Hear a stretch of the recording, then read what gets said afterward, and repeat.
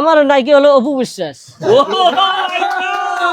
দর্শক, সোশ্যাল মিডিয়াতে আমার এখন বলতে হয় থটস অফ বিলালের মতো এই ভিডিওটা প্রায় সবার 5 মিলিয়ন ক্রস করবে। কাকে ভালোবাসেন? না ভালোবাসি না, কিন্তু নায়িকা হিসেবে অপু বিশ্বাসকে পছন্দ হয়। স্মার্ট, তার অভিনয় অপু বিশ্বাস। ভাই আপনার ভিডিওটা অপু বিশ্বাস দেখছে, তাকে কি বলবেন বলেন তো? ধরেন আপনার ভিডিওটা অপু বিশ্বাস দেখছে, তাকে দুইটা মনের কথা বলেন।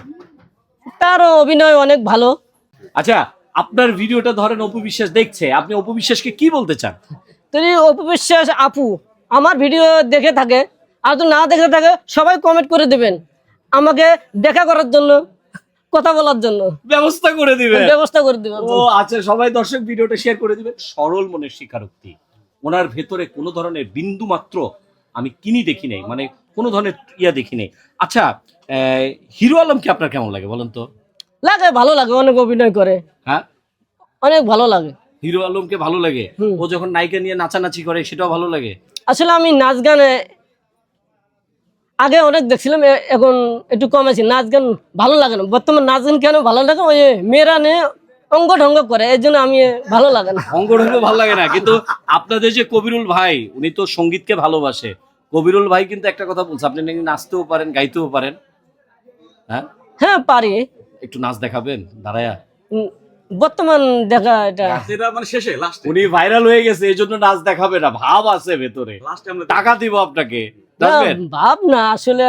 আচ্ছা, আপনি কি গান শিখেছেন কখনো? গান গাইতে পারেন?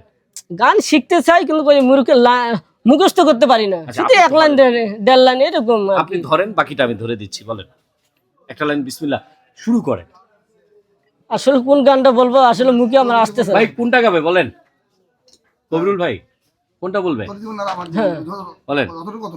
এদিকে তাকাই তুমি আমার, আমি তোমারই আশা করে, হেই, তোমারে তোমারে পুষিলাম কত আদরে, হাই রে মাটির পিঞ্জিরার সোনার ময়না রে, তোমারে তোমারে পুষিলাম কত আদরে।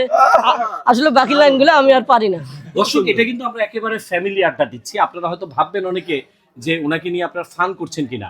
দেখেন, একটা মানুষের বাস্তবতার পাশেও বা জীবনের পাশাপাশি কিন্তু অনেক আনন্দ লুকিয়ে থাকে, আমরা সেটাই তুলে ধরছি।